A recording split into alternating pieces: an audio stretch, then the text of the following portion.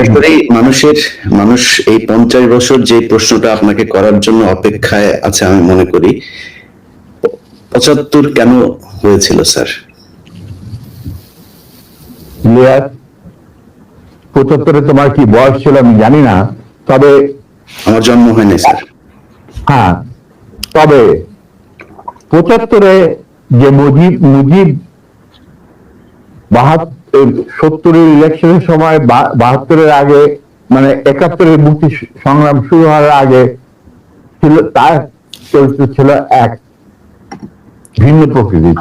তিনি বাঙালি জাতীয়তাবাদের সংগ্রামে যথেষ্ট অবদান রেখেছেন, কিন্তু যখন পাকিস্তান আর্মি 25-26 রাতে মানে বাঙালিদের উপর, নিরীহ বাঙালিদের উপর শেখ সন্ত্রাসবাদ, অ্যাট্রোসিটি বলো, জেনোসাইড বলো চালালো, এবং যাতে লক্ষ লক্ষ হাজার হাজার শিশু, নারী, পুরুষ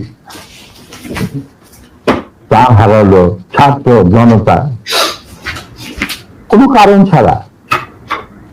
তারপর তখন সেই অবস্থায় আমাদের দেশে তথাকথিত বড় বড় জাতীয় নেতারা বিভিন্ন দলে, তাদেরকে কিন্তু কাউকে ফিরে পাওয়া গেল না।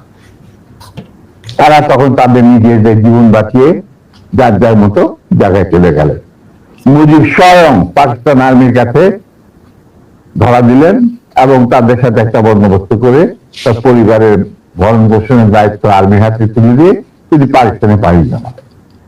ডাক্তার কামাল হোসেন সামনে, যিনি ছিল major via media between Mujib and the army junta.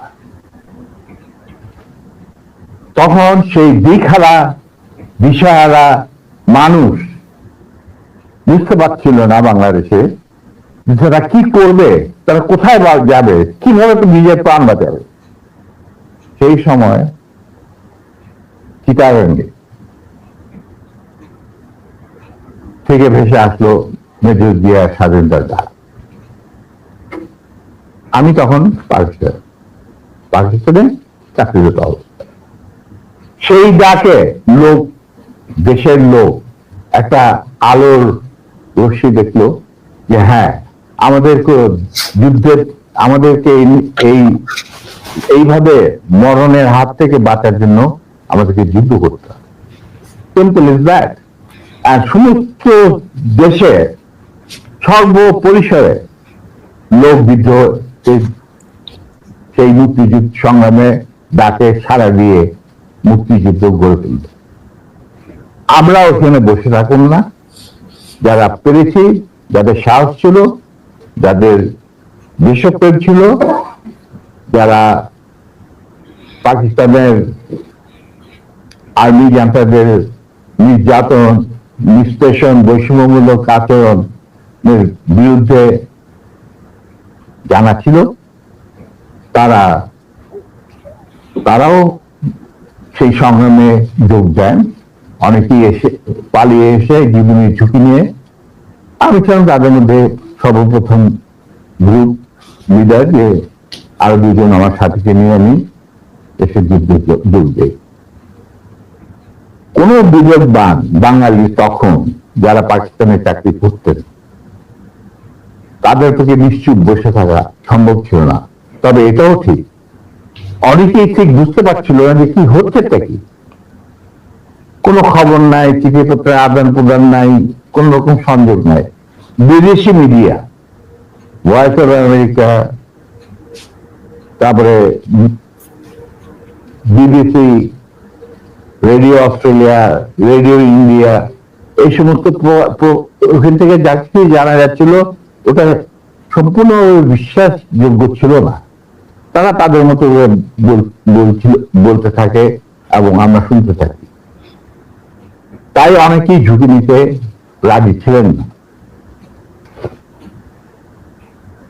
আর একটা সমস্যা ছিল, অনেকেই পরিবার সহকারে থাকতেন পশ্চিম পাকিস্তান। এখন বউ বাচ্চা নিয়ে তো আর পালিয়ে যাওয়া সম্ভব না সবার পক্ষে। কিন্তু আমি ছিলাম তখন ব্যাচেলার। আমার সাথে দুজন সাহসী সহযোদ্ধা চলে আসে আমার ডাকে। তারা ছিলেন কর্নেল নূর চৌধুরী, তখন লেফটেন্যান্ট নূর চৌধুরী আর লেফটেন্যান্ট মতিউর রহমান, পরে দুজনই কর্নেল এবং রাষ্ট্রপতি, একজন মানে মূল রাষ্ট্রপতি। আমরা চলে আসি, এসে মুক্তিযুদ্ধের জয়েন করি। আমরা তৈরি ছিলাম স্পেশালাইজড অবস্থায়। স্পেশালাইজড অবস্থার মধ্যে বোঝা যায় যে যাদের কমান্ডো ট্রেনিং থাকে, স্পেশালাইজড ওয়ারফেয়ারের উপর জ্ঞান থাকে এবং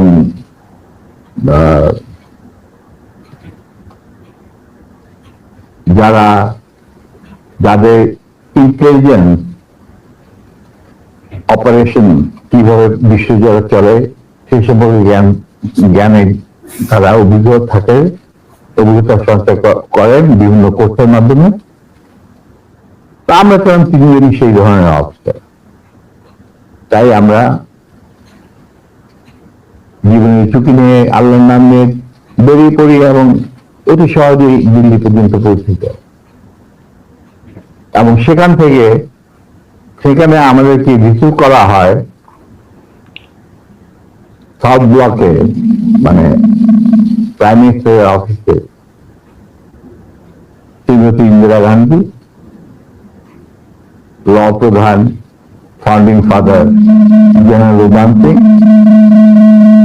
ডিপি ধর মুখ্য সচিব প্রাইম মিনিস্টারের and in-charge of Bangladesh affair, এনারা আমাদেরকে রিসিভ করে। তারপর অনেক আলাপ আলোচনা, কিছুদিন ট্রেনিং, ব্রিফিং, পরে আমাদেরকে মুজিবনগর সরকারের কাছে হ্যান্ড ওভার করে দেওয়া হয় এবং আমাদেরকে দিল্লি থেকে নিয়ে আসার জন্য general Osmani, commander in chief Mukti Fauj, জনাব Tajuddin, prime minister of the provisional government, 7 দফা চুক্তি করার পর, আর ফরেন মিনিস্টার খন্দকার মুশতাক আহমেদ, যিনি আমার বাবার ক্লাসমেট, তার আসেন দিল্লিতে, এসে তাদেরকে ফর্মালি আমাদেরকে হ্যান্ড ওভার করে দেওয়া হয়। তারপরে আমাদের তিনজনের মধ্যে দুজনকে, আমাকে এবং মতিকে, অ্যাপয়েন্ট করা হয় as guerrilla adviser to the sector commander. মানে 11টা সেক্টরের মুক্তিযোদ্ধাদের রিক্রুট করা, তাদের ট্রেন করা, তাদেরকে ইন্ডাক্ট করা, অপারেশন করানো, সব দায়িত্ব পড়ে আমাদের দুজনের উপর। আমরা এই 11টা সেক্টরকে ভাগ করে নিই। আর নূর জুনিয়র মোস্ট, উসমানী সাহেব ওনাকে তার পার্সোনাল স্টাফ অফিসার হিসেবে মুজিবনগর সরকারের যে হেডকোয়ার্টার ছিল মুক্তিবাহিনী, সেখানে তার সাথে রাখেন। এবং শেষ পর্যায়ে কিছুদিনের জন্য নূর অনেকটা দৃঢ়তার সাথে উসমানীর সাথে আলাপ করে সাত বেঙ্গলে চলে যায় এবং মুক্তিযুদ্ধে সক্রিয়ভাবে অংশগ্রহণ করে। সেও আঘাতপ্রাপ্ত, মানে সেও যুদ্ধে ইনজিওর্ড হয় একটা অপারেশনে, এবং তাকে বীর বিক্রম খেতাব দেওয়া হয়। আর আমি যুদ্ধের সময় 3-4বার আহত হয়েছে, তার একটা নিদর্শন আমার দেখো, হাতের অবস্থা এখানে এসে গেলে সবকিছু বোঝায় আর্টিফিশিয়ালি ক্রিয়েটেড, রিক্রিয়েটেড, যেটাকে প্লাস্টিক সার্জারি বলা হয়। বাট দেন তারপর সেনাবাহিনী গঠন করা, বাংলাদেশ মিলিটারি একাডেমি স্থাপন করা, পিটি স্কুল মানে ফিজিক্যাল ট্রেনিং স্কুল স্থাপন করা, সিলেটে ওয়েপন অ্যান্ড ট্যাকটিক্স শেখার স্কুল স্থাপন করার সব দায়িত্ব আমরা পালন করি। এর সাথে সাথে চলে রিক্রুটমেন্ট ফর আর্মি, যে 5টা ব্রিগেডের দায়িত্ব দিয়েছিল দিদি, এই ব্রিগেড 5টা এবং বিমান বাহিনী নৌবাহিনীর জন্য রিক্রুটমেন্টের ইনচার্জ ছিলেন deputy chief of staff Zia Rahman. যদিও তিনি সিনিয়র ছিলেন, তাকে তো বানায়নি চিফ, তাকে তো কর্নেল বের করে দিতে কিন্তু পারেনি, আমাদের জন্যই পারেনি। যাই হোক, ওনার স্টাফ অফিসার হিসেবে দায়িত্ব পড়ে আমার উপর, আর আমি একাই আমার অন্যান্য সহযোদ্ধা কমান্ডারদের লিস্ট ওরা পাঠিয়ে যেত। আমি প্রায় 25,000 প্রাক্তন মুক্তিযোদ্ধা যারা আমাদের আন্ডারে চাকরি করেছে, মানে যুদ্ধ করেছে, তাদেরকে আমি আর্মিতে, এয়ারফোর্সে, মানে ডিফেন্স ফোর্সে, নেভি ইনক্লুডেড রিক্রুট করি। তারপর চাকরি করতে থাকি, চাকরি চলতে থাকে। এই হচ্ছে আমাদের স্বাধীনতা সংগ্রামের ছোট্ট সিনপসিস।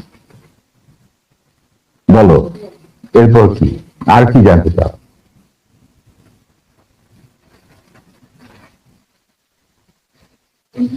দুঃখিত না, এরপরের যেই আমার মূল প্রশ্নটা ছিল যে কোন পরিস্থিতিতে 75-এর 15ই আগস্ট হলো?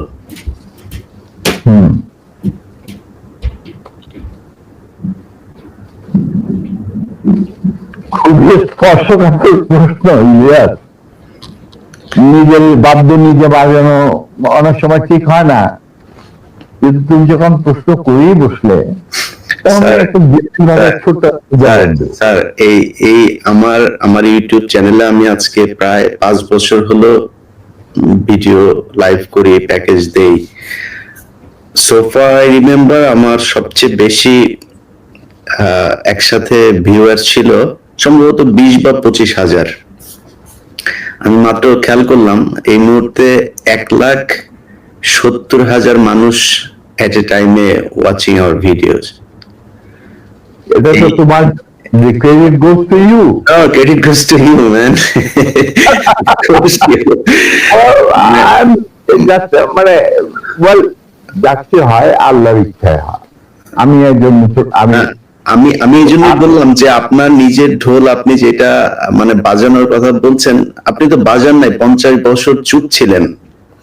যেই স্বাধীনতা আপনারা এনে দিয়ে গিয়েছেন, সেই স্বাধীনতা না আসলে তো আজকের শেখ হাসিনা যে অবস্থায় দেশকে নিয়ে গিয়েছিল, সেই 75-এর পরে আরো তো 2-1 বছর লাগতো শেখ মুজিবের সেখানে নিয়ে যেতে।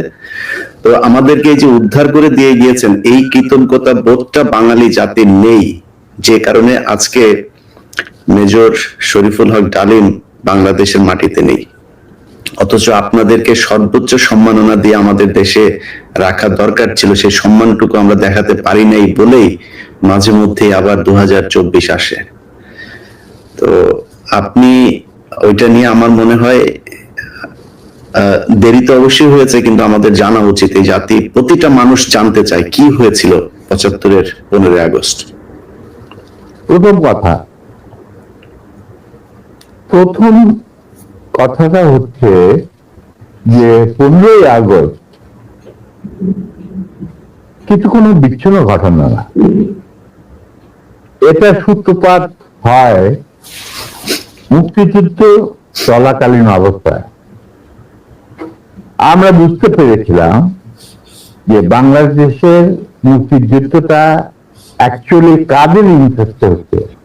এটাকে আমাদের ইন্টারেস্টে হচ্ছে যে আমরা আমাদের যুদ্ধ করে স্বাধীন করব, নাকি এটার পেছনে অন্য কোনো উদ্দেশ্য কাজ করছে।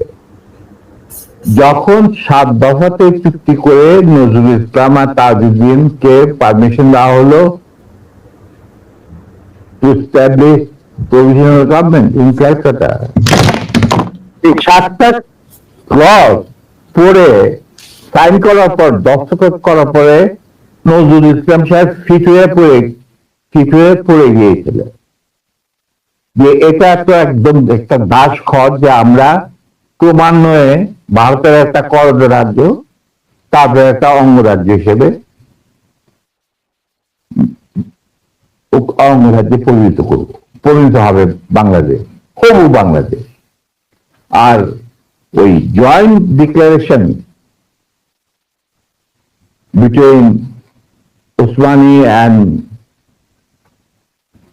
General Manekshaw joint command establish করার পর কথা ছিল যে general Osmani on behalf of Bangladesh government will invite General Manekshaw to come and be present as an auxiliary force commander, সহায়ক শক্তির কমান্ডিং চিফ হিসাবে in the surrender ceremony, but the instrument will be signed by the Mufti Fauj commander-in-chief, who was General Usman, Colonel Usman.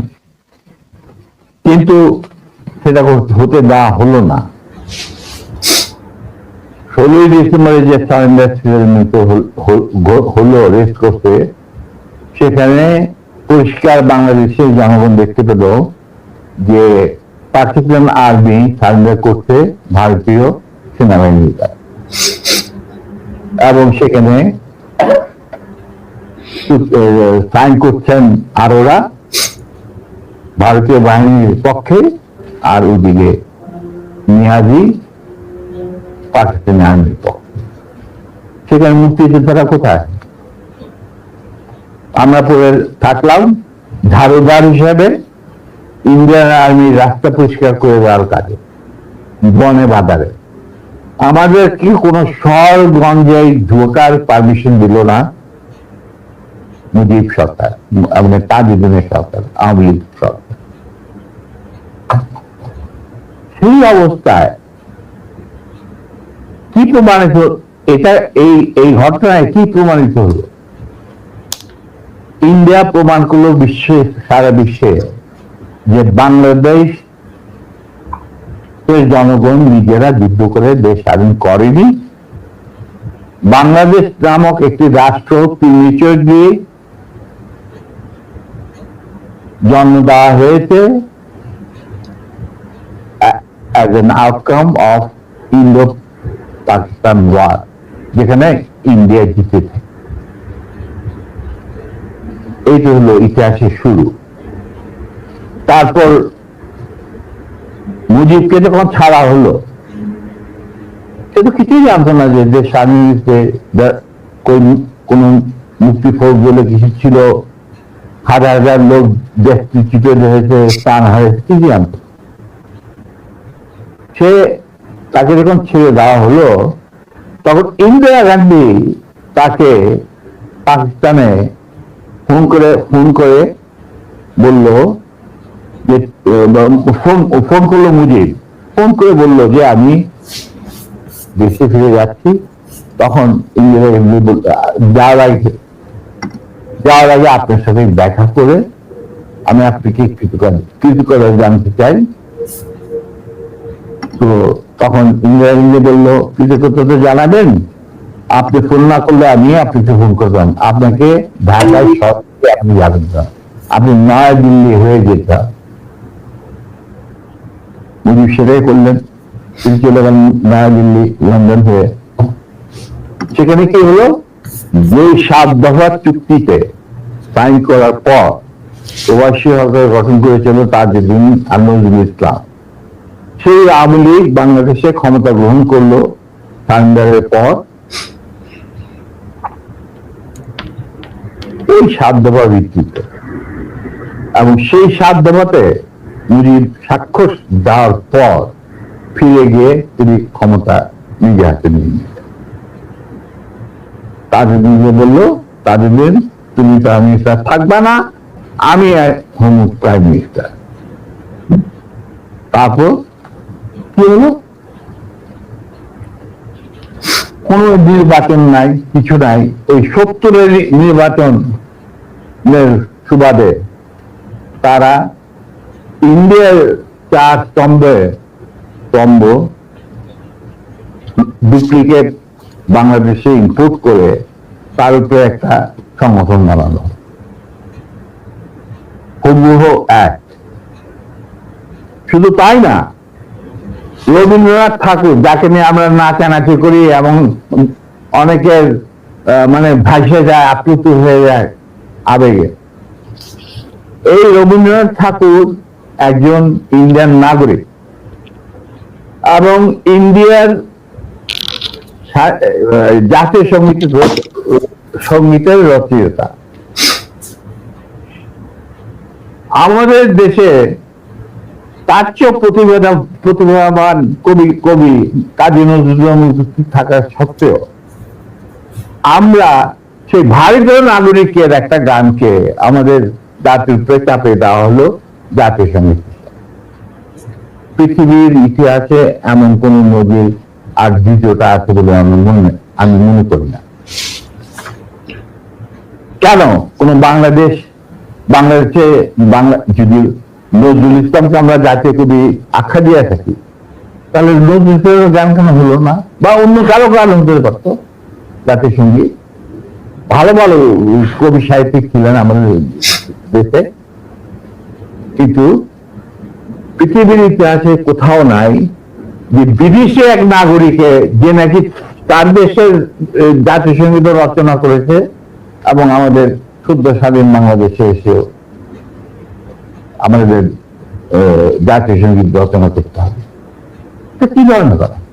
That means you have nothing in your hand. তারপর মুজিবকে দিয়ে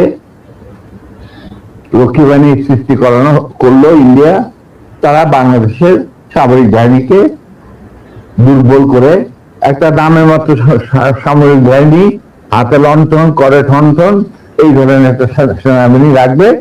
আর কারণ একটা সেনাবাহিনী তো রাখতেই হবে, কারণ যে কোনো জাতির মেরুদণ্ড হচ্ছে সেনাবাহিনী।